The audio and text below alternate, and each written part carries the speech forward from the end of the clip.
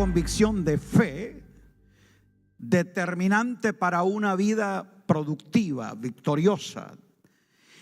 El apóstol Pablo nos dice en 2 de Corintios 2:14.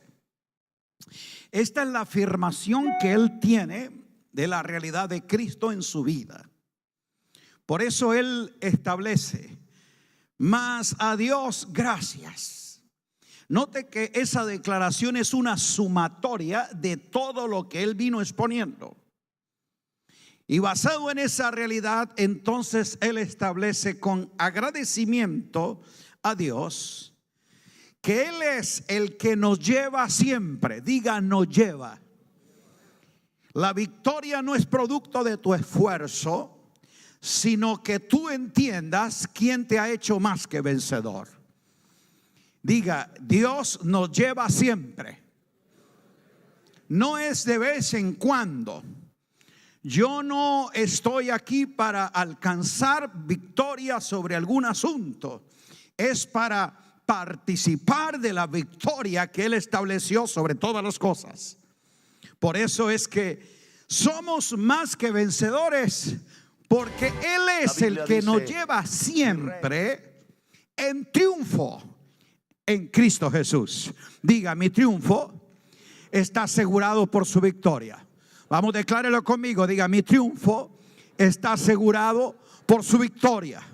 Diga, Dios lo ha hecho en Cristo Jesús. Si yo entiendo la victoria de la cruz, la obra consumada y lo que en Cristo ha sido establecido, escuche bien, Dios lo ha hecho en Cristo por medio de nosotros. Diga, por medio de nosotros. Manifiesta en todo lugar el olor de su conocimiento. Note usted que eres el canal por el cual Dios expresa la victoria de Cristo. No puede expresarse el triunfo del resucitado con vidas fracasadas.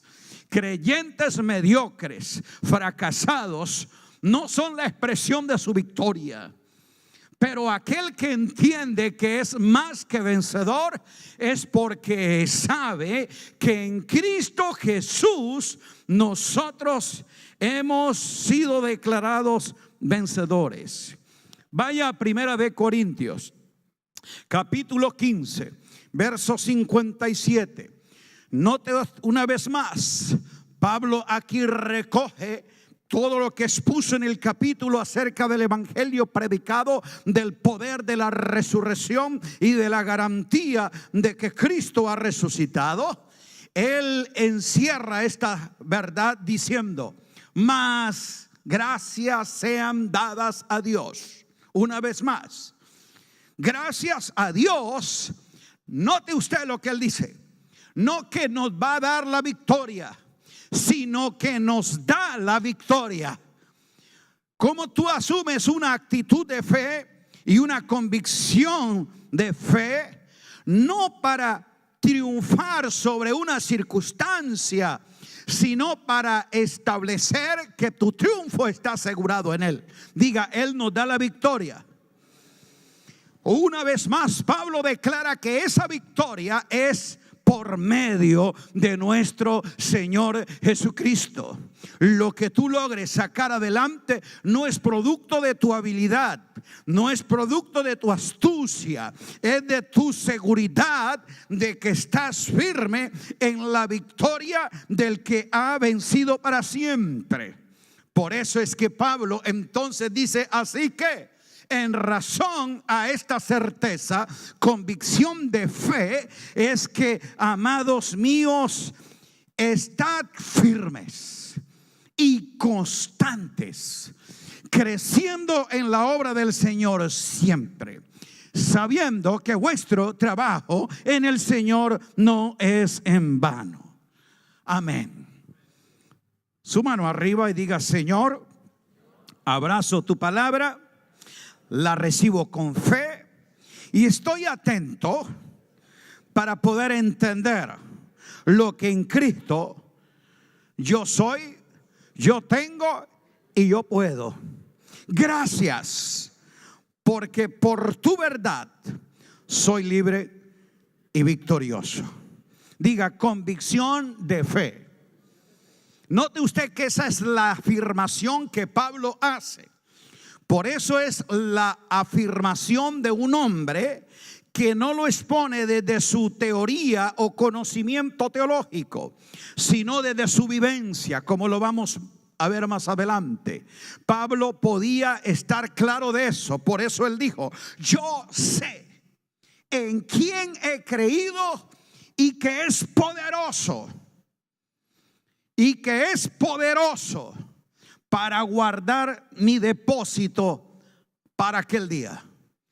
Para el día de la victoria en el conflicto. Para el día de la aflicción. Para cualquier día, yo sé en quién he creído. Diga, convicción de fe. ¿Qué es convicción? Interesante que el diccionario dice que procede del latín convictio. Convictio es el convencimiento que se tiene sobre algo o alguien. Diga, convencimiento. Y cuando alguien tiene una convicción es porque posee razones, tiene creencias claras que le permiten sostener un determinado pensamiento, declaración o acción. Note usted, lo que pienso, lo que yo hago y lo que yo digo está determinado por lo que yo creo. Diga, pienso, digo y hago. Eso lo define el diccionario, interesante, pero eso creo que está tomado desde la escritura. La convicción es la razón o creencia que alguien tiene sobre algo o alguien para que en determinado momento piense, diga o haga basado en lo que cree. Yo tengo razones, yo tengo creencias claras, dijo Pablo, yo sé en quién he creído. Y en quien yo he creído es poderoso. Diga, yo también. Vamos, decláralo, diga, yo también.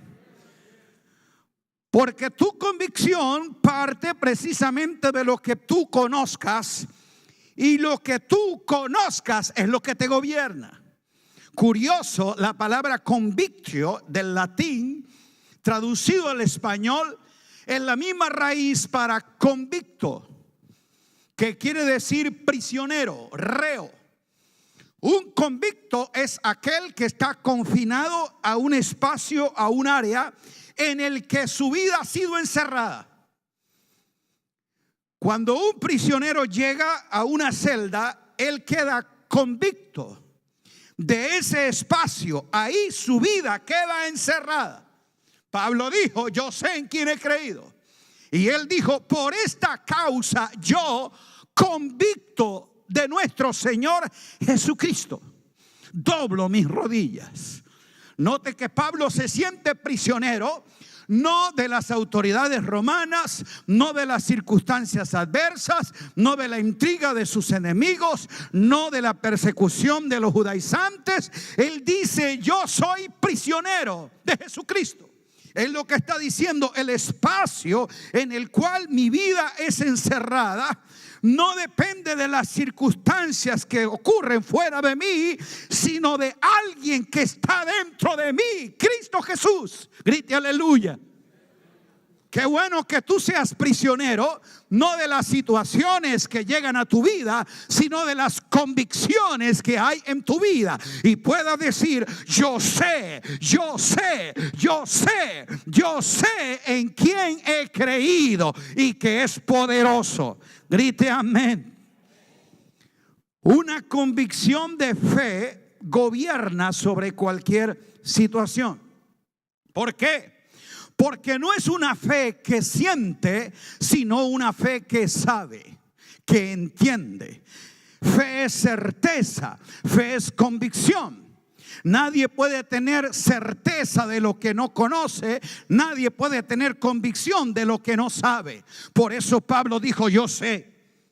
Y lo que él conocía no era las tradiciones de su religión, a las cuales renunció, la herencia religiosa de sus padres, de las que se sentía orgulloso.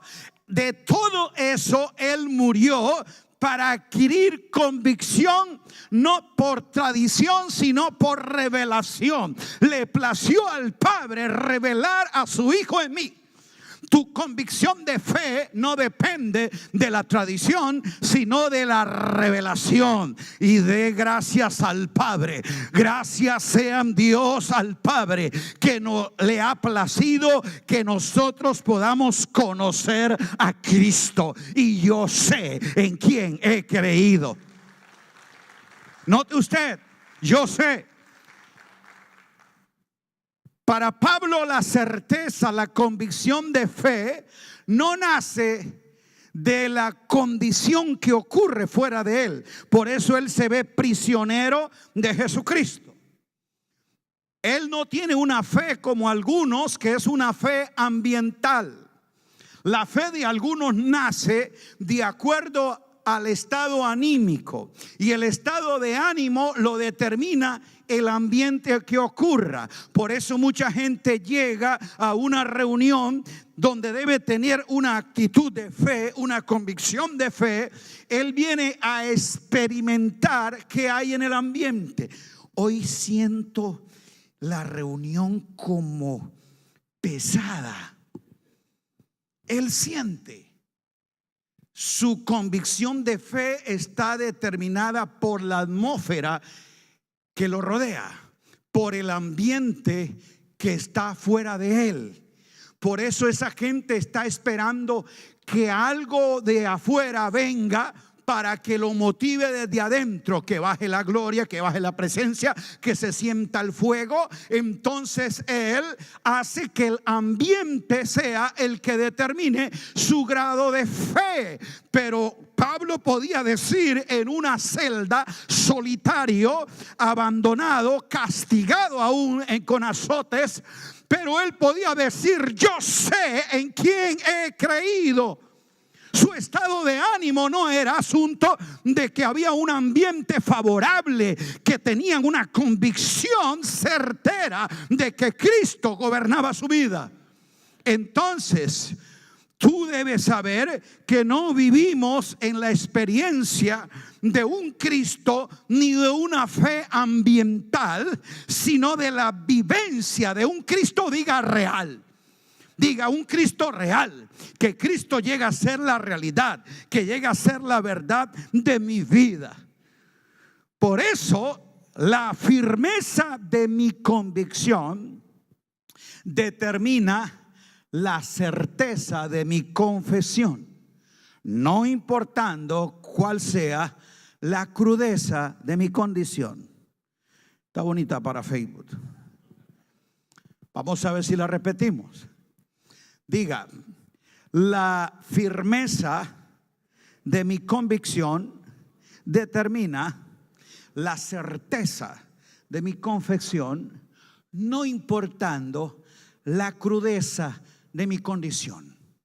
Qué tan cruda sea la situación, la circunstancia o la condición a la que te enfrentes, y es todo aquello que está fuera de ti, tú tienes la certeza de quién está dentro de ti. Tu certeza está de quién está dentro de ti. Por eso jamás permita que la condición altere tu convicción, y menos tu confesión. Diga, mi condición no altera mi convicción ni mi confesión.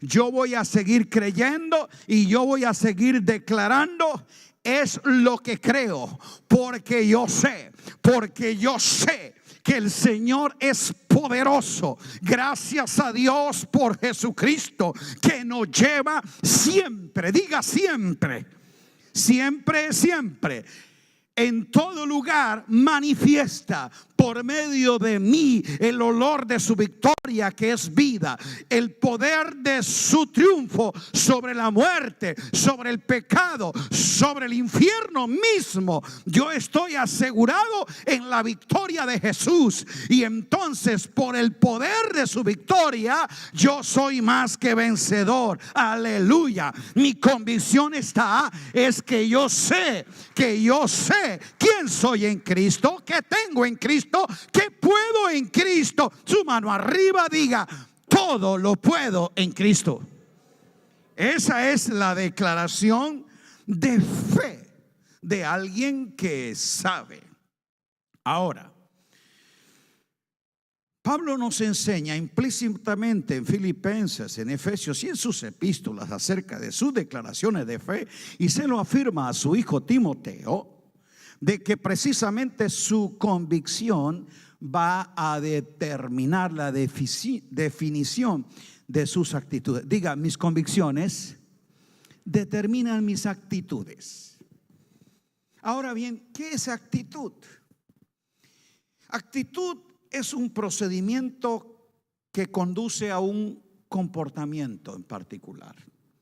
O sea, yo respondo a algo basado no en una reacción, sino en una naturaleza. Alguien ha dicho: pero es que se me salió, pastor. No, no se le salió, eres.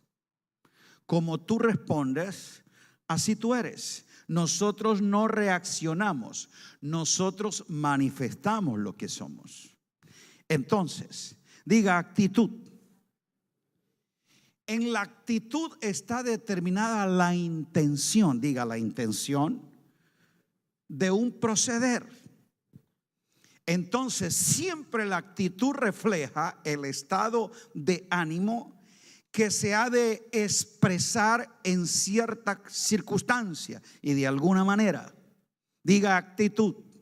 Por eso es muy importante cómo mis convicciones van a definir mis actitudes. Así que ya ahora tú entiendes que lo importante no es lo que te ocurre, sino cómo lo enfrentas. Lo que te pasa es sencillamente la oportunidad para expresar lo que eres. Y aquí es donde actitudes para iniciar jornadas. Si tú inicias la actividad de un día con una actitud de gozo, de agradecimiento, obviamente no importa lo que en el día vaya a acontecer, tú estás seguro de lo que Dios va a hacer. Y aquí es donde nosotros necesitamos entender, diga, que no es suficiente querer, sino también hacer. Pero para hacer debe nacer de lo que yo sé.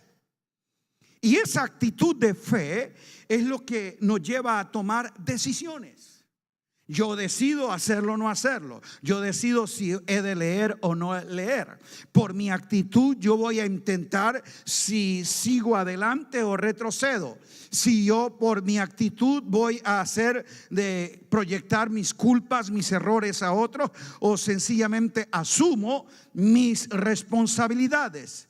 En mi actitud yo decido si amo o odio, si acepto o rechazo. Es la actitud lo que lleva precisamente a que nosotros procedamos. Y Pablo nos está mostrando cómo la vida en Cristo, dije la vida en Cristo, que es producto de la expresión de una naturaleza, por lo tanto es un comportamiento natural y basado en los principios que la palabra de Dios establece. La vida en Cristo es una vida victoriosa. ¿Cuántos dicen amén? Esa es la vida en Cristo, una vida victoriosa. ¿Y eso qué quiere decir? Que no va a haber dificultades, que no enfrentaremos momentos críticos. Claro que sí. Pero esa vida victoriosa no nace de acuerdo a los parámetros humanos, sino a la obra de Dios. Por eso en Dios, en Cristo nos da la victoria y en Cristo nos lleva siempre. ¿Cómo nos lleva? Note usted que Él es el que nos lleva, porque Él nos pone en su espíritu unidos y nos aplica la victoria que Él ha logrado. Entonces, la vida victoriosa en Cristo es aquella que no tiene dificultades y que todo es confortable. No, es de aquella que puede superar las dificultades y enfrentar la resistencia de la vida con una convicción de fe. Note usted, y lo hemos visto en el desarrollo de vida, cómo nuestra actitud marca elementos claves en los procederes de nuestra vida. Diga, la actitud es más importante que los hechos. Porque ya después de que lo hayas hecho, entonces es que has reflejado lo que en verdad eres. La actitud refleja lo que soy. El hecho manifiesta.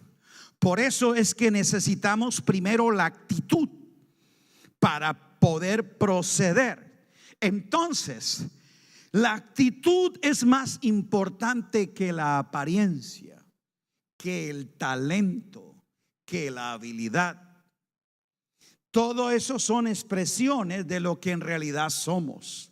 Y si yo tengo la actitud correcta, entonces puedo a la misma veces o crear o con una actitud correcta destruir. Y precisamente esa actitud es lo que nos lleva a hacer que lo ordinario se convierta en extraordinario. Porque la actitud de fe es la que añade, la que suma más a Dios gracias. Pone entonces un paso más adelante que otros. Note, la actitud de fe nacida de tu convicción te hace un adelantado. Cuando los demás ven fracaso, tú enfrentas la victoria. Cuando los demás ven escasez, tú piensas en abundancia. Cuando los demás ven dificultad, tú concibes una oportunidad. La actitud de fe basada en la convicción que tú tienes en Cristo en ti, te haces un adelantado. Marca la diferencia y eres distinto a los demás. Diga, yo soy uno. Entonces, muchas veces nosotros no podemos cambiar las circunstancias, ni cambiar nuestro pasado, ni muchas veces cambiar lo inevitable. Hay cosas que no se pueden cambiar, pero yo en mi actitud es la que determino ser el agente de cambio y de transformación. Hay elementos, circunstancias que siempre van a ser así. Y la única forma es que yo pueda entonces valerme de la sabiduría y de la capacidad que Dios me da, diríamos, de jugar con las cartas que tengo en la mano. Ahí es donde yo necesito inteligencia y sabiduría espiritual para tener un proceder correcto. Y yo creo que ciertamente esto es lo mínimo que yo aporto. Yo diría que este es como el 10% de lo que yo hago, pero el 90% Él ya lo hizo. Entonces Dios suma su obra completa a mi actitud correcta. Y aquí es donde Él nos lleva siempre en victoria en Cristo Jesús. Diga, debo hacer mi parte porque Él ya hizo la suya. Sencillamente Él aplica el resultado a la actitud que yo tengo. Por eso Pablo dijo, yo sé. Y a los ojos de Dios, necesariamente la victoria no tiene que ver con resultados, sino con propósito. Cristo formado en mí, la expresión de su carácter en nuestra vida, el cumplimiento de sus planes a nosotros. Porque cualquier persona se siente victoriosa cuando las cosas le salen bien, las circunstancias son agradables y a veces entonces siente que es un gigante triunfador. Pero ¿qué de aquello que es difícil y molesto? ¿Se puede imaginar a Pablo de dónde lo escribe? No es un teólogo teórico escribiendo detrás de un mueble fino en una oficina con aire acondicionado. Es un prisionero en una cárcel o celda fría, oscura y aislado. Pero él dice: yo soy convicto de nuestro Señor Jesucristo. Y él lo declaró en sus cartas. Si tú lo lees conmigo, vas a notar cómo Pablo lo expresó en 2 de Corintios capítulo 4 versos 7 al 10. Pero tenemos este tesoro en vasos de barro, para que la excelencia del poder sea de Dios y no de nosotros. Ahora, diga: la excelencia es del poder de Dios. Yo te dije que yo hago lo extra en lo ordinario, y es allí donde Dios trae el efecto excelente y extraordinario de todo. Yo sé que es del poder de Dios, pero mire lo que él dice: que estamos atribulados en todo. ¿Quién dice eso? Pablo dice: estamos atribulados en todo. Pero mira el contraste: yo puedo estar atribulado, pero no angustiado. Yo puedo estar apurado, mas no desesperado. Yo puedo estar perseguido, pero no desamparado. Yo puedo estar derribado, caído, pero no destruido. Y él dice: llevando siempre. ¿Qué es lo que él lleva siempre en el cuerpo? Por todas partes, la muerte de Jesús, para que también la vida, diga, la muerte de Jesús manifiesta la vida de Jesús. Oh, aleluya. Pablo concibe el poder de la vida a través de la muerte, porque tiene los ojos puestos en el autor y consumador de la fe, aquel que por el gozo puesto delante de él sufrió la cruz. Note usted que es precisamente lo que está frente a ti. ¿Y qué fue lo que vio el Señor frente? No fue el sufrimiento, no fue el desamparo, no fue el menosprecio de la gente. Él vio el gozo. Y mientras tú no veas el gozo frente a ti, la circunstancia presente te deprime, te angustia, te desespera. Pero he de volver ahora a considerar este pasaje, porque con ese hemos de terminar orando y creyendo. Diga: por medio de nosotros se manifiesta en todo lugar el olor de su conocimiento. Cristo lo hace porque no tiene otra manera de expresarse sino por la vida del cuerpo. Diga: llevando siempre en el cuerpo. Aquí estamos contemplando la expresión de un Cristo corporativo que a través de nuestros cuerpos mortales es que expresa el poder de la vida. Y aquí entonces nosotros necesitamos entender que es frente a las circunstancias o condiciones externas que se requiere una convicción interna. Ahora, cuando observo la escritura, eso fue lo que marcó la diferencia en gente ordinaria para ser extraordinaria. Y cuando se asoman en las escrituras aquellos hombres de fe, fue porque ellos hicieron y dijeron lo que creyeron. Por eso dijeron: creí, por lo cual hablé. Tú le hablas a las circunstancias, es lo que crees, no lo que sientes, ni lo que te está pasando, ni lo que tu perspectiva está percibiendo. Es la convicción que se te ha revelado. Esa es la convicción que te lleva a pesar de lo que sientes, creer lo que tienes conocimiento.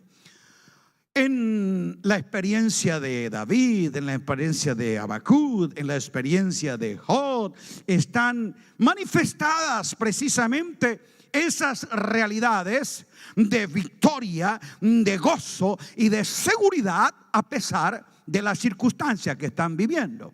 Si tú lees el Salmo 34, verso 1, nosotros nos parece muy melódica, positiva y grandiosa esa expresión. Bendeciré al Señor en todo tiempo. Qué linda canción. Su alabanza estará de continuo en mi boca. Y siga usted este precioso salmo. Y uno dice, qué bella melodía, qué grande composición. Lo que nosotros no entendemos es la crudeza de la condición. Por eso necesito revisar en qué contexto se dijo y quién lo dijo. Lo está diciendo David en uno de los momentos más críticos. Él está refugiado en una cueva, siendo perseguido por Saúl y sus ejércitos, que como turba encarnizada le han perseguido por desiertos, montes y todo lugar para matarle. Allí en una cueva, escondido, él se siente protegido por el Señor, que es su roca. Este salmo lo canta es en esa situación. ¿Y qué fue lo que dijo él? Bendeciré al Señor en los momentos que esté en el trono. Cuando esté seguro en mi palacio. Está en una cueva, perseguido, solo, y a él se siente seguro. Bendeciré al Señor cuando las circunstancias sean buenas. No, diga en todo tiempo. Nadie puede declarar lo bueno de Dios si no tiene una convicción de Él. Yo sé en quién he creído y es poderoso para guardar mi depósito para aquel día. Aquí vemos a David en el día de su confusión, de su soledad, de su destierro, pero está seguro. Él dice: bendeciré al Señor en todo tiempo, su alabanza estará de continuo en mi boca. Yo voy a confesar no lo que la circunstancia me dice, sino lo que el propósito me ha determinado. Yo no nací para morir perseguido en una cueva. Yo nací para reinar en el palacio. He sido ungido y elegido por Dios para establecer reino. Cuando tú tienes claridad del propósito y del llamado de Dios con tu vida, no importa cuál sea el momento que estés viviendo, sino que tú te estableces en el propósito por el cual vives. Grite aleluya.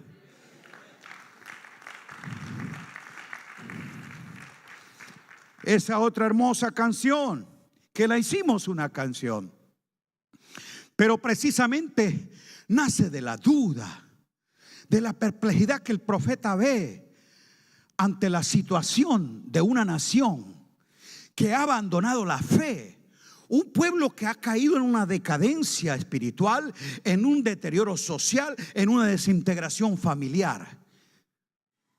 Viendo eso, el profeta empieza a cuestionar la soberanía de Dios. Señor, ¿hasta cuándo has de soportar y ver la condición de tu pueblo que se ha apartado hacia los ídolos? Dios dice: tranquilo, ha de venir mi juicio, porque yo me he de levantar una nación, los asirios, que serán mi vara de justicia. Todavía queda más confundido. Señor, ¿cómo es posible que ahora pueblo más malo, pagano, sean el instrumento de justicia para tus santos? En medio de esa confusión, viendo el descalabro económico y social que tiene la nación, en un estado de sequía, de abandono, de falta de productividad, Allí es donde emerge la confesión de fe. De la confusión y la duda a la confesión y la certeza. Del capítulo 1 y 2, donde están todas sus perplejidades y preguntas, ahora pasa a su declaración. Y él dice: yo me sostendré firme, sobre la roca pondré mi pie. Y aquí es donde yo voy a declarar. Y desde esa posición él hace su confesión. ¿Cuál es su confesión? Aunque. Ese aunque está diciendo: a pesar de cualquiera que sea la circunstancia en que la nación esté, yo ya sé en quién he creído. Yo puse mis pies fue sobre la roca. Tendré certeza de que no he de caer. Y aunque la higuera no florezca, ni en las vides haya fruto, falte el producto del olivo, note usted la condición socioeconómica de la nación, no haya vacas en los corrales, ni ovejas en la majada, o sea, no tiene recursos. No obstante, él dice: pero yo, a pesar de esto, diga yo, la actitud de fe es la determinación que tú tomas. Nadie la va a tomar por ti. Por eso muchos están esperando que el milagro ocurra por la fe que el otro tiene. No, tú tienes que pararte y decir: yo sé. Habacuc dijo: yo. Él no dijo cuando los sacerdotes obedezcan, cuando el pueblo se arrepienta, no, cuando los asirios se vayan, no, él dijo: yo. Diga yo. El que determina el cambio ante esas circunstancias eres tú, con la actitud que asumas. Pero la actitud nacerá de la convicción que tú tengas. Por eso él dijo: pero yo me alegraré en el Señor. Mi alegría y mi gozo no viene de que haya recursos suficientes, de la que economía sea boyante. No, mi gozo, mi alegría no depende de las cosas que llegan a mi vida o de algo que falta a mi vida. Mi gozo depende de alguien que ha llenado mi vida. Yo me gozaré en el Señor. Él es mi fortaleza, Él es mi salvación, Él es mi proveedor, Él es mi protector, Él es mi Señor.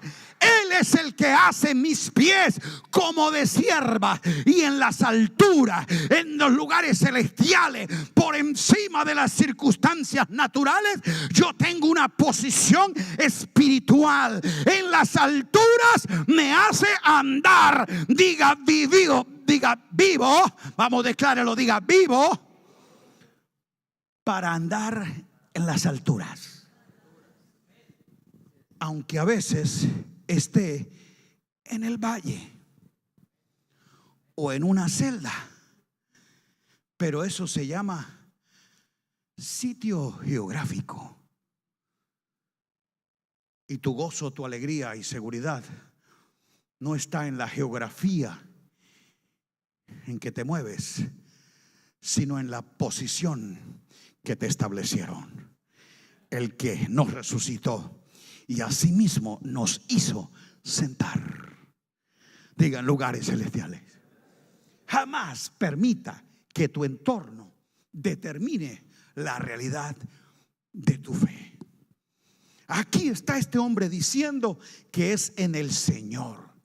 ¿Quién lo definió? Diga: Habacuc. Vamos, dile que está al lado: tienes que definirlo tú y decidir hacerlo. No esperen que otros lo hagan por ti. Que tú estás culpando a tu esposa, a tus hijos, a tus familiares, tus pastores, otros que no te ayudan. Por eso es que yo no he podido salir de esa situación. No espere que otros decidan por ti.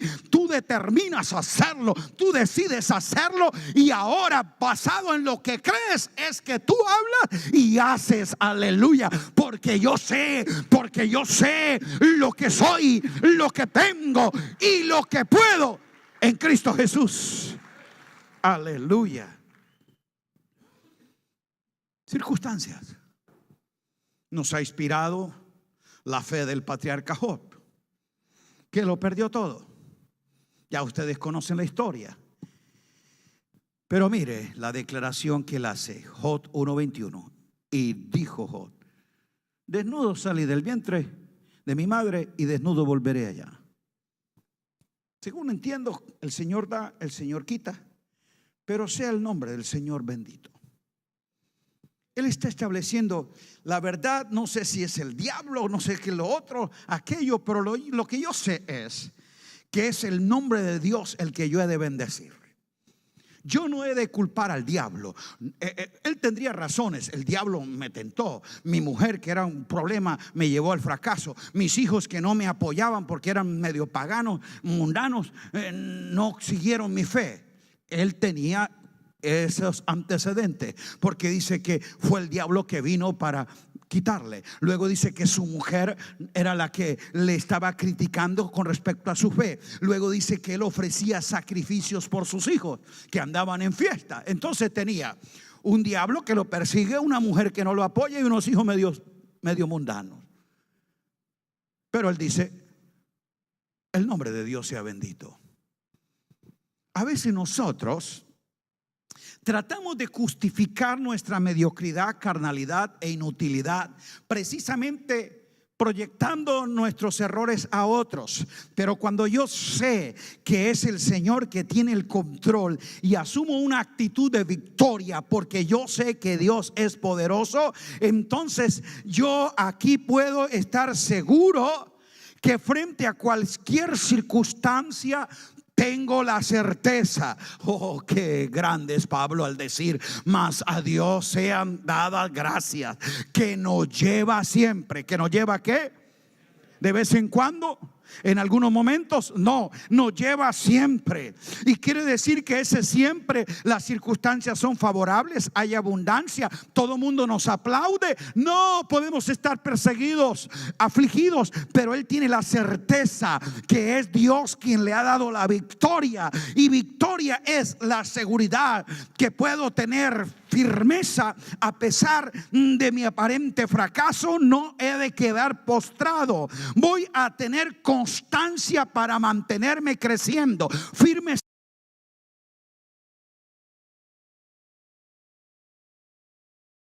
Certeza y constancia. La inconstancia, la vacilación es producto precisamente de la falta de una convicción. Pero esa actitud interior de fe es la que llevaba a Pablo a vivir victorioso independientemente de cualquiera que fuese su situación. ¿Por qué? Porque él sabía que todas esas circunstancias fuera de él ya estaban fríamente calculadas por ese Dios que es poderoso, que había determinado sus planes para él. Y Pablo podía estar seguro que había un propósito que Dios había marcado para la eternidad en Cristo. Por lo tanto, la circunstancia temporal no lo iba a afectar. Él podía estar seguro en medio de la tribulación y del naufragio, decir: tengan paz. El ángel del Señor, de ese Dios de quien yo soy y a quien yo sirvo, me ha declarado esto. Yo sé que he de terminar mi carrera con gozo, porque Él quiere que a través de mí el olor de su conocimiento se manifieste en todo lugar. Por eso estoy determinado desde Jerusalén hasta el Ilírico, llenarlo todo del conocimiento de Cristo. Alabado sea su nombre. Solo aquel que ha sido llenado de Cristo puede ser la respuesta a los vacíos que existen. Una sociedad hueca, una generación vacía no será llena con sustitutos o algo, sino alguien, aquel que es la plenitud, que lo llena todo en todo. Diga aleluya. Entonces, es aquí donde Pablo nos dice, terminó, diga atribulado, pero no angustiado. La palabra atribulado, en su raíz primaria griega, tilios, es oprimido, de alguien que está siendo como apretado. Y como todo ser humano, pasaremos por momentos de tribulación. Pero el Señor nos ha prometido que podemos estar atribulados, pero no oprimidos. Entonces, ¿por qué? Porque la Biblia dice que el justo, diga el justo, léalo Proverbios 11:8, es librado de la tribulación, mas el impío entra en lugar suyo. Y muchas veces las tribulaciones son infligidas por personas contenciosas, envidiosas, que precisamente generan esto. Pero tú tienes que saber que eres en Cristo justo y justificado. Ahora puedes saber que aquellos que fraguaron esa maldad contra ti, tú saldrás victorioso, pero ellos quedarán oprimidos. Tú debes saber lo que también afirma la Escritura. Me gusta la Nueva Versión Internacional, que dice en Proverbios 12:13 lo siguiente: en el pecado de sus labios, o sea, lo que declara, se enredará el malvado, pero el justo sale de su aprieto. Diga aleluya. Porque él confía en la justicia de Dios en Cristo.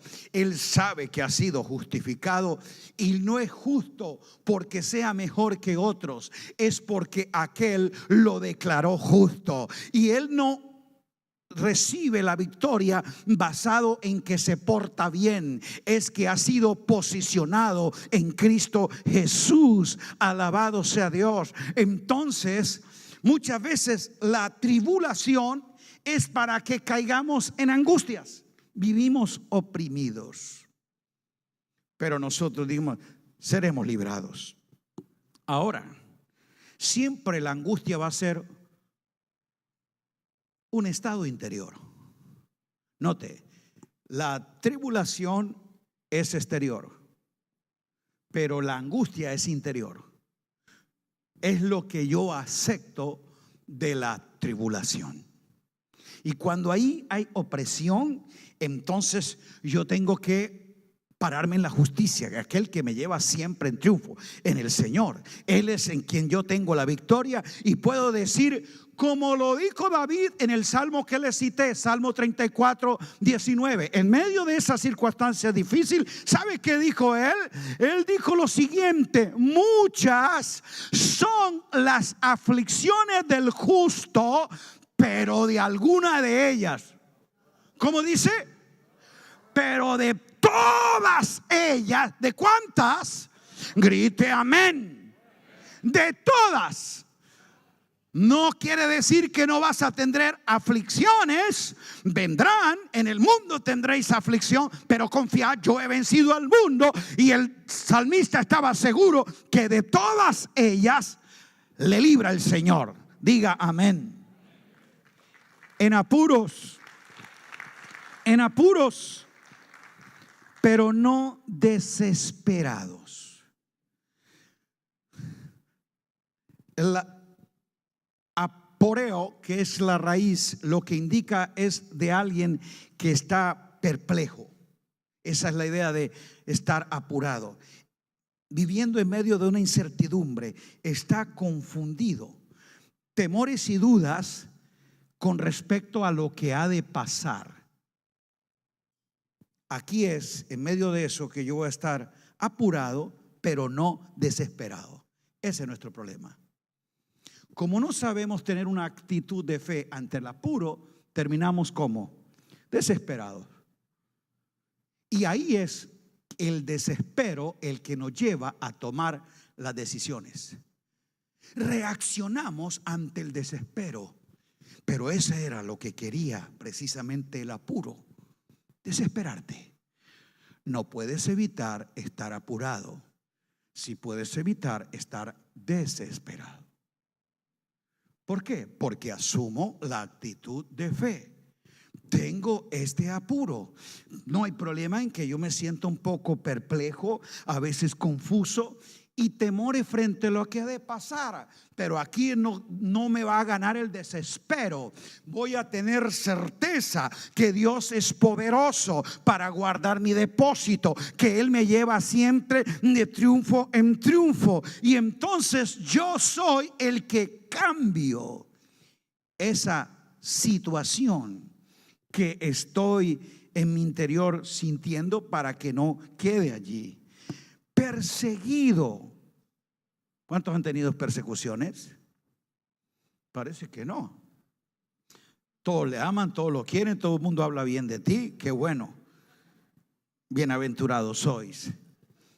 No, bienaventurados sois cuando por mi causa estáis perseguidos.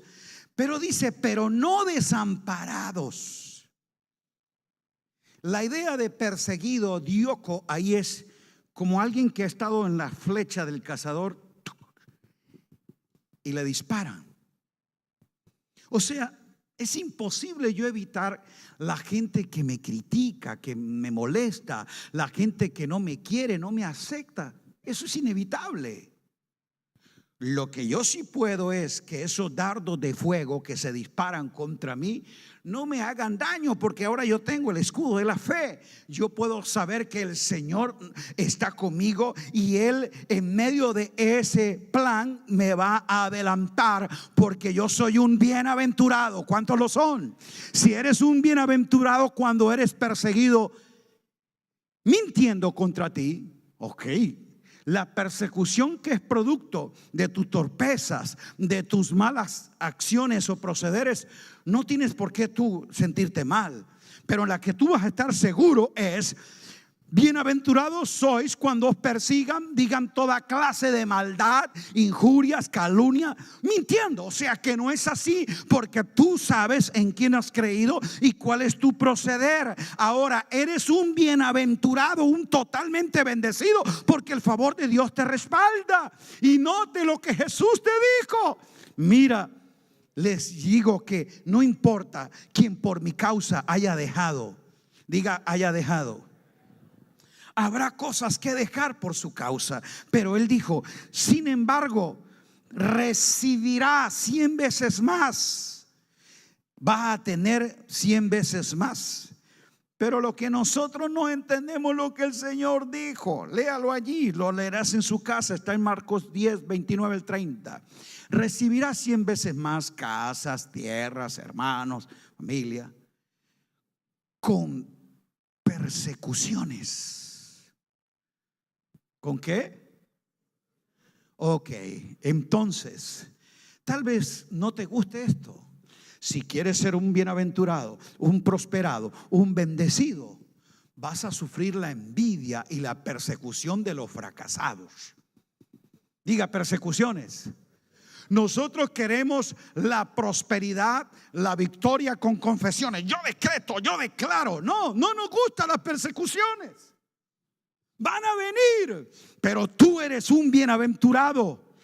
Tú vas a estar perseguido, pero no desamparado. El Señor, dijo Pablo, ha estado, todos me dejaron, pero el Señor ha estado conmigo. Alabado sea Dios. Él no me desampara.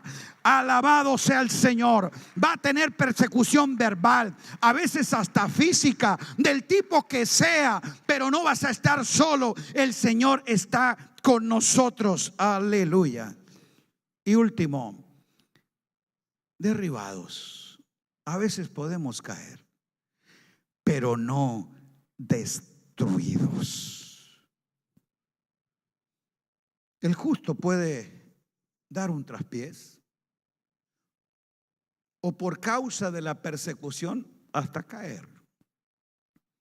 Diga caídos, pero no destruidos. Precisamente la idea allí de derribado, le dijera, de aquel que estaba expuesto, pero ahora la flecha lo alcanzó. O sea, de aquel que por el flechazo del cazador fue derribado. Pero él dice: no estoy destruido, porque destruido es aquello que ya no tiene capacidad de movimiento, ha sido deshecho y carece del poder de recuperarse. Destruido no. Porque podemos decir, como lo dijo el sabio Salomón, si el justo cayere 7 veces, vuelve a levantarse. Ahora, esto no es que el texto que tú dices, pues yo he caído solo 3, me faltan 4. Aquí habla precisamente de la plenitud de la gracia operando en aquel que la justicia de Cristo lo ha alcanzado. Tú puedes fallar, pero la palabra dice que aunque nosotros seamos infieles, Él permanece fiel. La palabra de ánimo y victoria en Cristo es: no dejes precisamente que ese aparente fracaso diga que tú estás destruido. He de levantarme con mayor fuerza y a pesar de todo el Señor me librará. Alabado sea Dios, porque cuando el justo cayere no quedará destruido, porque el Señor, dijo el salmista, lo sostiene, lo levanta con su mano.